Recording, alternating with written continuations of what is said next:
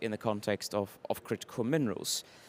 This week alone, I think I've counted, there will be about 15 to 20 events on minerals, metals, including one yesterday with the UN Secretary General himself. Anna, what do you think has changed in the discourse?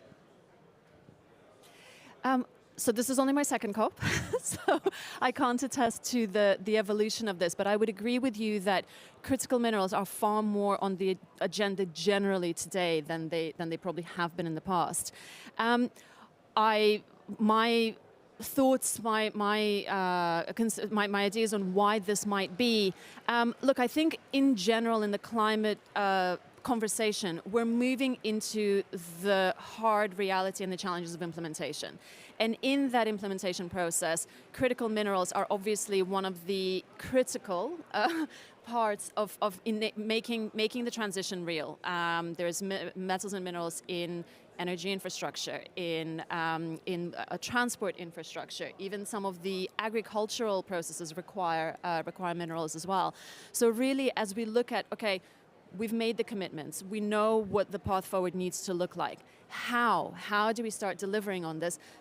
A core part of this is the work of the mining industry, and so I think it's really positive that is being brought into the conversation as one of these critical kind of building blocks of the transition.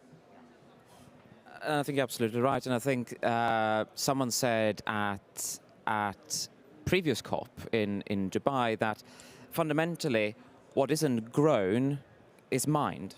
And I think there is an increasing recognition of that fact, and that in the transition pathways that are so reliant on renewables, indeed minerals and metals will play a key role in that.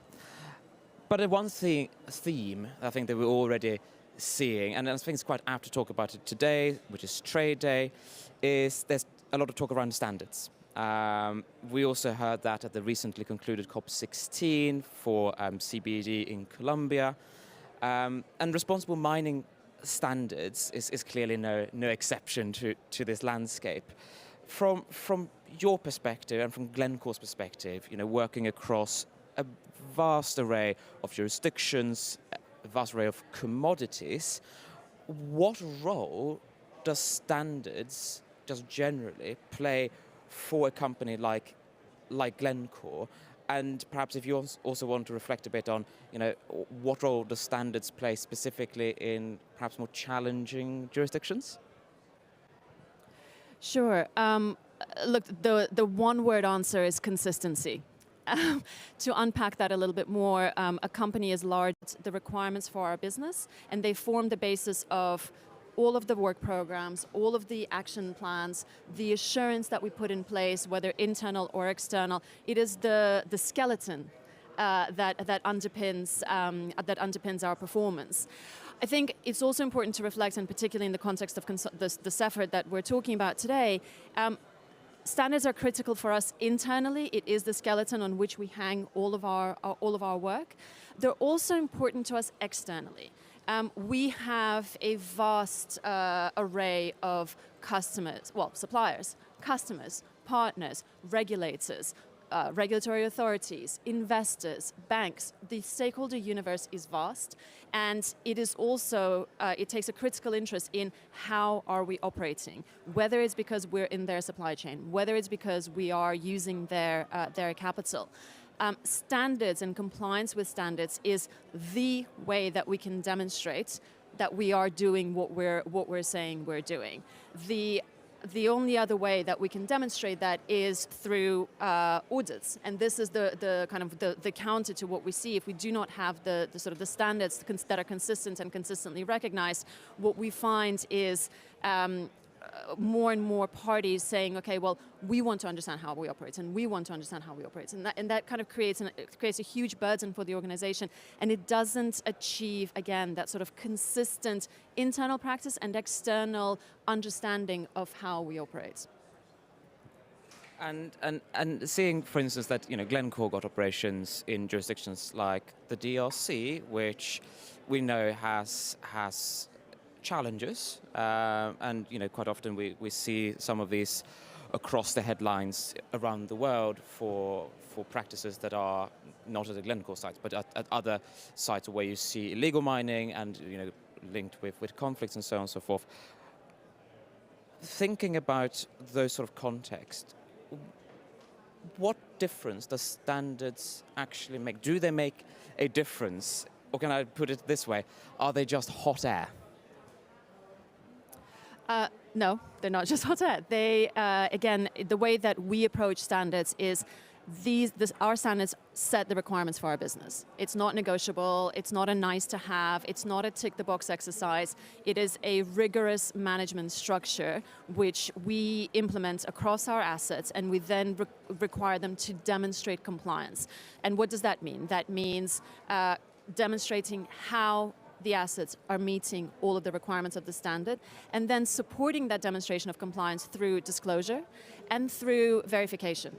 Whether that's our internal assurance colleagues going and saying, well, you guys said that you're doing this in accordance with the standard, now show me. Or external verification, third-party assurance. Again, we just went through our operations in the DRC, went through an external third-party audit. It took 2 weeks. They were on site, they met with management, they visited the operations, they spoke to our workforce. They also spoke to the communities to say, okay, this operation says it's doing all this stuff. Are they? What do you guys think? And so we get this kind of 360-degree feedback that really drives the rigor of implementation of those standards. And particularly in a place like the DRC, where there's a huge spectrum, let's say, of practices, and the environment in general is of course it does present challenges. We're able to set the same standard there that we set in Australia or Canada. We apply the same approach. We don't say to our workforce, it's the Congo, maybe it's too hard, don't worry about it. That we're able to drive that same culture across all of our operations. And I think that's a really important point, because I think one of the important features of standards, especially when implemented by companies like Glencore, but also your peers that operate across a number of jurisdictions, is that sort of institutional memory that goes with the company, as you say. And then it doesn't matter if you're operating in a highly regulated jurisdiction like Canada, like Sweden, where I'm from, or whether you go into the DRC or other jurisdictions where you might have challenges that we are aware. So that sort of it comes with you as part and parcel of doing business with a company like yourself. But on the flip side, and it's starting to become a running joke, perhaps for those of us that live and breathe mining standards, perhaps more than we should, and it's probably gone to an unhealthy degree. There's the proliferation of standards that we are seeing. Do you even know how many standards you implement across your various sites? I think that. I'll take that as a sign itself. I think some of the studies that certainly we've been seeing is, depending on what you qualify as a standard, there might be up to 200 responsible mining standards out there. Some of them are specific to commodities, some of them specific to jurisdictions, some of them are sort of cross-cutting. And I suppose this is also a good segue into the Consolidated Mining Standards Initiative, because I think it's become very clear, certainly from an ICMM perspective and speaking to a lot of our members, that the standards landscape, standards exist for a reason, and as we've heard, they can play a really important role in driving performance and making sure that mining companies meet expectations set by society, set by governments, downstream customers, so on and so forth. But I think it's probably fair to say as well that we've entered a landscape where we might have a bit too much of the good stuff, where it might be driving potentially even slightly perverse behaviors towards ticking the right boxes because you have so many different standards to apply. Does this sort of reflect your reality on the ground? Yeah, certainly. And I think, I think that one of the challenges that we see is that many of the standards are kind of the same thing but sliced slightly differently. They are looking at a particular commodity, and therefore, our copper assets might be complying with one of these standards, our nickel assets might be complying with a different standard, but fundamentally they're looking at very, very similar things. However, this fragmentation does become a distraction. Some of our assets have to go through multiple audits to a level where it's hard for them to actually find time to address the findings of these audits because they're so busy just hosting the next visit and the next visit and the next visit. I think it's also, I think the fragmentation is challenging in terms of our implementation, our ability to perform in accordance with the intent of these standards. I think it presents challenges in terms of fragmenting the capacity around these standards. There are only so many auditors in the world. They can only do so many audits at a time. It sounds like a very small technical thing, but that does present a challenge. And I think for the external stakeholder landscape, it's also very difficult for our customers to know the difference between one standard and the next and the next and the next. They're not experts. They're not commodity experts, nor should they be. And so having this vast array in front of them, some of them sort of say to us, well, do all of them, or do none of them and we'll come and audit you ourselves, or do this one, or do that one. It creates, again, further confusion, and I think to your point, it gets us, there's a risk of it distracting us from what we're actually trying to achieve through this instrument of standards. Yeah, and absolutely, and I think it really is born partially out of what you're describing as the realities on the ground, but also, I think, in recognition of some of the world's largest mining standards, been around for coming up to 2 decades or more, and they were built in a time and a place that was fit for that time and place, whereas society has moved on, expectations have moved on, and it's against the backdrop of very clear feedback from a vast array of stakeholders that the Consolidated Mining Standards Initiative, which is an initiative between the Copper Mark, ICMM, MAC TSM, and the World Gold Council, came to fruition. About 18 months ago, a global listing exercise took place with stakeholders from across the mining ecosystem to understand, is the standard landscape really delivering, or do we need to look at harmonization and consolidation? And the feedback was truly unequivocal. We need to harmonize, we need to consolidate. So over the last 18 months, there has been a consolidation effort between the aforementioned standards bodies in very close collaboration with an industry advisory group, which you sit on, as well as a stakeholder advisory group drawing its membership from across the ecosystem. And I'm very proud to say that about a month ago, we went out on public consultation with not only the standard, because I think we can all agree that a standard is only as good as the way it's being governed, the assurance systems, and its claims policy. And as someone that has been deeply involved with the development of the standard and seeing sort of the backs and forths, and now seeing what we are going out on consultation with, what would you say are sort of the key strengths that's coming out of the initiative? Yeah, thanks. And let me just a small correction. I don't myself sit on the industry advisory group. It's one of my colleagues who has spent an enormous amount of effort, and I just want to recognize her and for her work. We do work very closely together, but I just wanted to acknowledge her great involvement. Look, I think the consolidation effort, as you said, I agree with everything. The opportunity to simplify and streamline the standards landscape, to review practices. I think one critical part that we don't often think about, perhaps sitting in our echo chamber, is the mining sector is huge. It's very, very concentrated at the sort of the top end of the sector, with only a handful of large diversified companies. But there's a very, very, very long tail end of medium, smaller companies that may have one operation, that may not have any operations, they may just be doing exploration. So the sector is very, very large.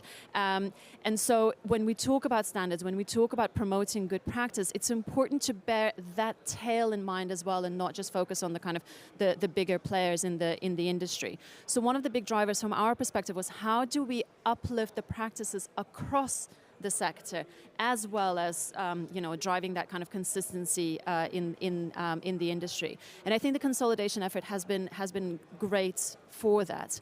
I think it's also been a great opportunity to not necessarily to start from scratch. because that is an enormous undertaking that takes a huge amount of time and potentially, again, doesn't achieve the purpose and doesn't serve the urgency that we're facing today, given the importance of critical minerals to the transition. But I think this process has given us the opportunity to kind of look at the 4 standards and say, well, we can either make this consolidated standard be just the sum of the parts, 1 + 1 + 1 + 1 is 4, or we can say, we can use it as an opportunity to sort of test the barometer and look at what are some of the other expectations that have evolved in the meantime, and how can we start to incorporate it. I think we've tried to find a balance, again, between kind of throwing everything out and starting from scratch and just sort of defaulting to the common denominator. And we've had the opportunity through great involvement of the stakeholder advisory group, which really represents multiple stakeholders, multiple sets of fantastic expertise and knowledge and insight that they've brought to have really rich conversations to say, well, let's push the boundary here. Let's push the envelope further. Let's see what more we can achieve. And I think maintaining that tension between the challenge and the promotion of pragmatic approach so that we can have that wider uptake has been a really important part. Now, you mentioned the standard is out for public consultation, and I think that's a really critical point. There's been a huge amount of work that's been done. Again, my colleague, I salute her, as I do everybody on the industry advisory group and the stakeholder advisory group. I've been in some of those discussions. They've been rich and constructive and respectful and a true privilege to be in the room for. I think we've come a long way. I think we've come as far as we could in terms of thinking about what is the standard, how do we assure it, how do we govern it. But now it's time to talk to the outside world, and we know already there's positive feedback, there's maybe negative feedback, there's criticism, there's encouragement. It's so critically important that we get all of that in so that we can really test ourselves and see what we got right, what we didn't, what do we need to adjust, what do we need to throw out and start again. But without that input, I think while we've made great progress, this is the critical kind of junction in this journey. Absolutely, and fundamentally that is also, why we're here at COP. That's why we're here talking about it. That's why we went to COP 16 to really, again, as I say, there's only so far that you can get with a small set of stakeholders from across the spectrum that has been very robust. But as you say, this standard, it needs to be fit for purpose, and that is why we're out on public consultation. And it's been a privilege to see also, because the ethos very much in developing the standard is, on the one hand, absolutely to make your lives easier so that you can focus on delivering the products required for the transition, whilst doing so in a responsible way, but also to take the best of the 4 standards. And it's been, as someone that isn't a standards expert, it's been a true privilege to watch the sort of the negotiations, not just between the 4 partners, but with the stakeholder and industry advisory groups, to see how do we raise the bar across an industry, which I think it's fair to say isn't one industry, because the mining sector is it's the Glencores, it's the Rio Tintos of the world, and then it's to be slightly flippant about it, a couple of guys with a pickaxe going into the outback and prospecting, and everything in between. And I want to come back to that point. This initiative is really setting out to raise the bar, as you say, across the sector. How do we make sure that we do that so it isn't just, again, the Glencores and the Rio Tintos and BHPs of the world, but the entire sector, so we don't get that sort of split that we see today? How do we achieve that? Yeah, look, I think that's a great question, and it is a challenge that we've set ourselves, right, to drive uptake in the industry, to lift practice across the sector. I think one of the mechanisms we have for achieving that is adopting a tiered structure in the standard. So the standard has sort of good practice, leads, I don't remember the exact terminology, good founding, good practice, and leading practice. And so that kind of foundational level is where we think actually everybody in the industry should be at this level. For the larger companies, for the more mature companies, you might want to start to look at the sort of the good practices and then the leading practices. But that foundational level is intended to kind of set the floor for the sort of the smaller companies to be able to adopt. I think we'll have to think very deeply about capacity building and how we support the smaller companies in the industry and some of the particularly those operating in more challenging jurisdictions, and how they can work towards meeting the standard. And I think it's also really important that the voices of some of those companies are heard. So we have had great participation of some of those smaller companies in the industry advisory group, and we'll continue to bring those voices in so that we don't inadvertently create kind of an ivory tower of a standard where only some of the sort of more better resourced, larger, more mature companies are able to reside.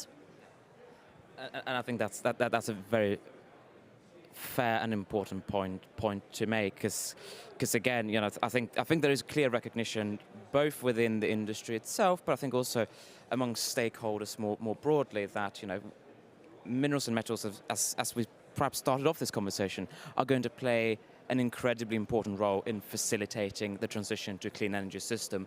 But equally, we can't probably not talk about a just transition if the minerals and metals that goes into the technology that fuels it hasn't been responsibly sourced. So certainly from our perspective, we see this as a crucial path forward to ensuring that. And I will leave with one last question before opening up the floor to a couple of questions. But if we do look ahead to, you know, that sharp increase in demand that we see for minerals and metals for the transition, you know, what role will standards play going forward? Will there still be a path going forward, or are we looking towards a world of regulation? Yeah, thanks, John. Look, I don't think it's either or. And in fact, I think a very important consideration for us and for many companies in our sector who are whose products are imported into Europe, you know, we've got a whole array of regulation that focuses on the provenance of the products, that looks at due diligence on the products that are coming into Europe. And in our view, this standard and any standard is a critical instrument of compliance with regulation. That's how we can demonstrate to the regulator that we are complying with, that we're meeting their expectations. So I don't think it's a standards or regulation dichotomy. I think standards are critical in meeting the expectations of the downstream, the market, the regulator. I think those standards are also critical to how we continue to operate on the ground. We, as you said, you know, the world needs more metal than is currently available. That means more mining. It means more challenging situations on the ground, and navigating those in the best way possible is going to be absolutely key for the transition to be a just transition. Standards, again, any standard, but hopefully the consolidated standard will help us meet those expectations on the ground, will help us work better with partners on the ground to drive more responsible practices. Thank you, Anna. And at this point, if there are any questions in the room, very happy to... Oh, there we go. Can we do a swap?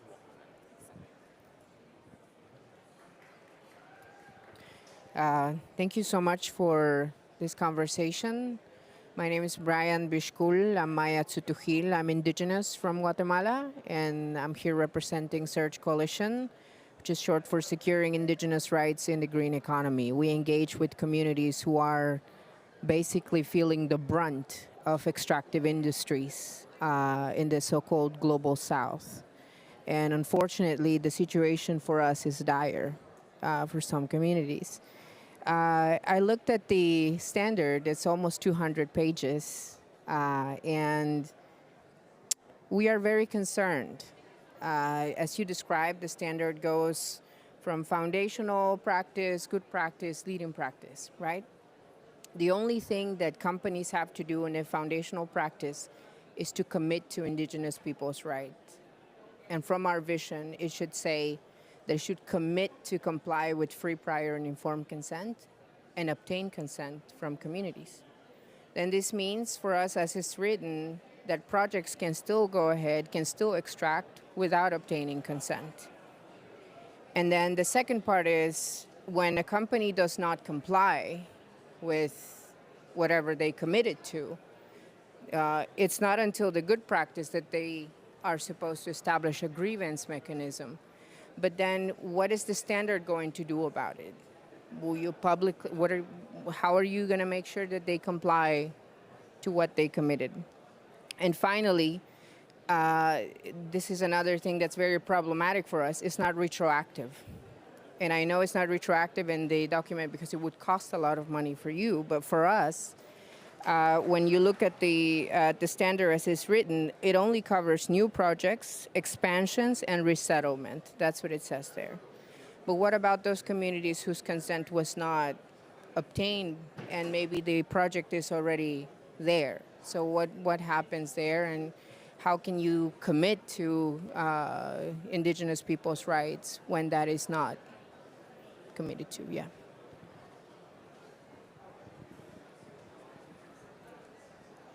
Thank you. Those are really great questions. Look, I suppose I can't pretend to comment on the detail of these questions. My kind of overarching suggestion would be, please do participate in the public consultation. That's exactly what it's there for. I was just speaking from my own personal experience, and John, please do comment from a more kind of authoritative position. But this point was debated extensively in one of the meetings with the stakeholder advisory group that I attended. Exactly, I think your challenge of how are the different levels of practice set? Where do the boundaries lie? And I think the kind of the agreement was, this is one of the things that the consultation has to test, and we fully expect that is is going to be a big focus of the consultation and a big challenge to us, and probably something that we will have to look at more closely. Where do we set those boundaries, and where do the different requirements come in? I take your points. I think they're very valid. My suggestion would be, this is a draft. It's not a final version. This is why it's going out for consultation. I think there will also be another consultation planned later, so that we can really test where the lines are being set. But maybe you have a broader perspective. I mean, to be honest, I would just really echo that, and thank you, Brian, for those questions and points, and they're very, very well noted. And as Anna is saying, the whole point of this consultation is that we want to go out and test not just the standard itself, but the governance piece and the assurance systems and the claims policy to make sure that we get this right. Because I think there's an extremely clear recognition within the four partners that this standard really needs to enjoy broad trust and recognition. And I think we can all agree that trust in the mining sector is something that we need to absolutely work on. We are the first ones to acknowledge that trust has been broken far too many times, and when it comes to indigenous peoples, that's absolutely front of mind. So really would just encourage you and the members of your coalition to really engage with us. And I really welcome, I'm really glad that you've gone through the standards to that detail. I'm not a standards guy, so I don't want to comment specifically on certain elements, because that wouldn't be fair to you, and it wouldn't be fair to the people that develop it. So all I can say is please engage, and again, I hear your points loud and clear.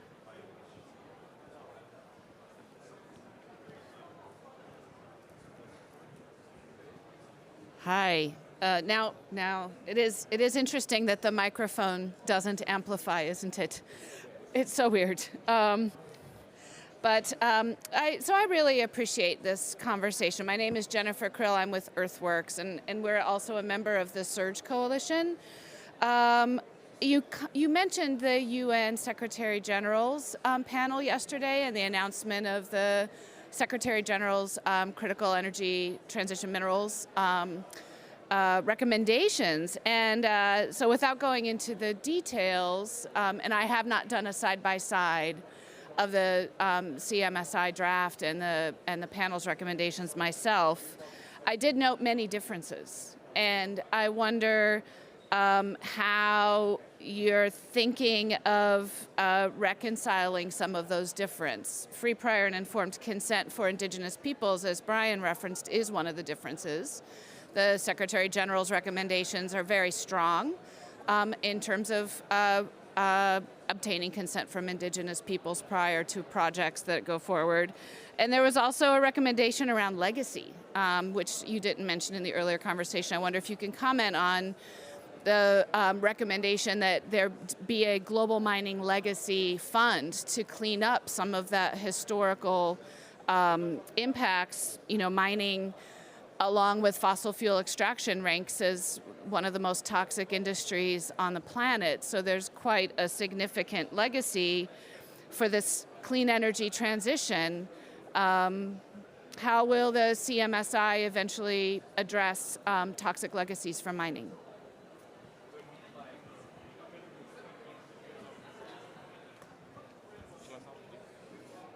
So, because I'm a bit cheeky, I'm going to flip it and start with the second point. So on the recommend, and just to say that ICMM was very deeply involved with the UN Secretary General's panel. We represented the industry on the panel, and we were very deeply involved in the conversation around well, all content, but especially on the legacy fund. And you know, absolutely, there's clear recognition that there is a legacy there that needs to be addressed. I think when it comes to, you know, what will or won't CMSI, and you know, the idea is very much that, you know, CMSI is going to be an independent body.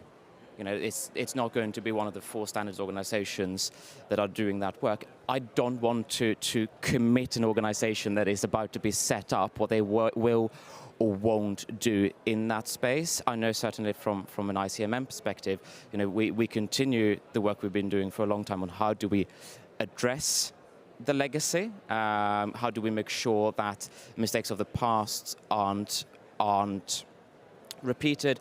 But when it comes to, you know, the many sites that are abandoned, orphaned, I agree. And I think that's a conversation that we really need to have. How do we address this in a way that is actually addressing what is a great, frankly, injustice?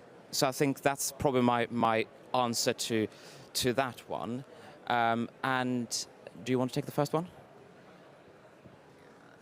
Look, I mean, I'm maybe not the best person to comment. We have not been directly involved in the UN Secretary General's process. I think the question of whether the standard matches the recommendations of the report, I'm not aware of that exercise having been done. Also, just to be honest, for practical reasons, because of the timing of the 2 processes, and I think my understanding of the kind of the Secretary General's process, it was quite sort of compressed towards the end, so it wasn't any deliberate decision to ignore it. I think it was just for reasons of timing and practicality. I think also, sorry, two points. I think one piece, as we already said, the consultation hopefully will help us flesh out some of those gaps. I think also it's important to bear in mind the UN Secretary General's process is a multi-stakeholder process, and it is UN-led, right? And again, from what I understand of the process, and I'm not as closely involved, but there's further work being done to really think about how to operationalize those recommendations. So, for example, the recommendation around traceability is something that we are also looking at very deeply, as well as some of the other recommendations that you mentioned. But I think it is important that we continue to participate in this UN-led process and provide an input into it. But it is also kind of a truly multi-stakeholder process. And perhaps also to build slightly on that as well, is, you know, we haven't done a line-by-line sort of assessment, CMSI vis-a-vis the SecGen report, you know, primarily for practical reasons. But, you know, having been deeply involved with it, I would say that there is very broad alignment still between CMSI, the standard itself, and the expectations that is set out by the SecGen's report. And I'll probably leave it at that, because again, we haven't done the sort of the line-by-line assessment. But the alignment is there at a high level. I can't go down into the details because we haven't done that assessment. I've also had Carolina sort of showing fingers at me in the back, so I think we are going to have to wrap up. Thank you very much for attending, and really appreciate the robust questions. That is why we are here, to make sure that we do get those challenges, and this is certainly one of many conversations that were taking place during COP. We will be hosting a panel here on Wednesday, again bringing a broad set of stakeholders around the table to discuss CMSI, the importance of standards. But really, all that remains from my side is just a huge thank you, Anna, for taking the time to sit down, have this conversation, and share your perspectives on standards, on responsible mining, on CMSI, and the path forward. So, unless you got anything you want to say, I think we will wrap it there. So, thank you very much, everyone, for attending.